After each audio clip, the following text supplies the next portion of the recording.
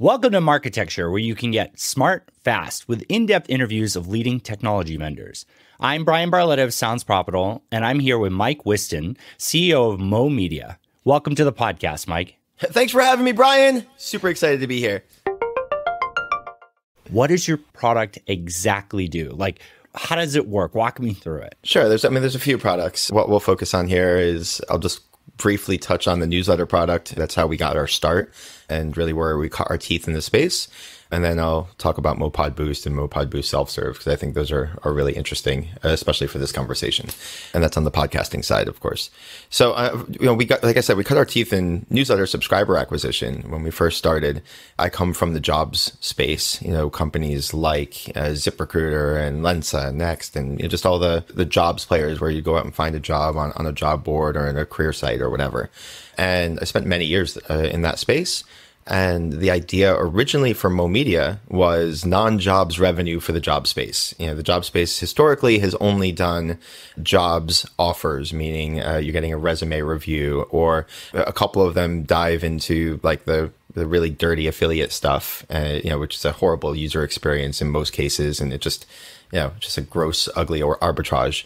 So we tried to come up with a model that would be a little bit more valuable to the audiences, to the actual job boards themselves. So originally, we were newsletters for the job space. It was finding high quality newsletters and matching them with the right job seekers on job boards. That was day one. And we obviously expanded out from there significantly. We have a little over 140 direct publishers now in our network that span multiple verticals, not just jobs. But that particular product is as simple as it gets. And let me tell you, simple works. It's one-to-one on our publishers. We have not programmatic in any way. There's no super fancy tech behind it outside of a pass-through where we're verifying email addresses and just ensuring that we're not getting bad data through.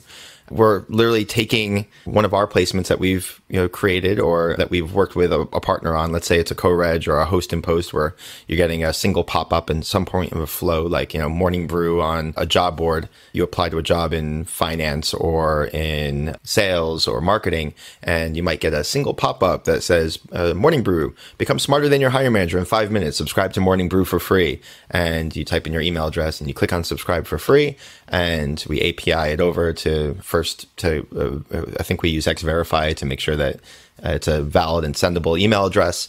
And we send it to the ESP. If we get a thumbs up from the ESP, that person is now in there. We list MowMedia and the source in plain English on there so they can see exactly what the performance by source is. And that's it. It's that simple.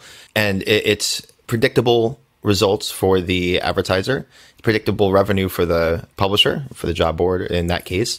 And everyone's happy. We always start with a minimal test and kind of scale it from there. But we're running the Morning Brew. Just use them as an example in co-reg on a site. Our co-reg placements, there's no more than 3 in any partner that we work with. It's one of our rules. Either we rolled out the program or they have their own, but no more than 3. So if you have like 20 different co-reg offers and someone clicks on the select all, what ultimately ends up happening is you get 20 different emails and, everyone loses. So anyone that we work with, it's no more than 3 in the co-reg side. And what you mean by co-reg, just to make sure I'm understanding, is I go to sign up for Sounds Profitable or Marketecture in this example. Marketecture also has checkboxes for Sounds Profitable, for MowMedia's newsletter, for Marketing Brew. Yeah, except the second rule is any co-reg partner that we work with can't display more than 1 newsletter at any given time. So if they're displaying our newsletters that we're working with, they can't display 2 of them or 3 of them. It has to be a single newsletter. And we found that engagement is far better. Thanks for listening. To hear the complete interview, subscribe at marketecture.tv.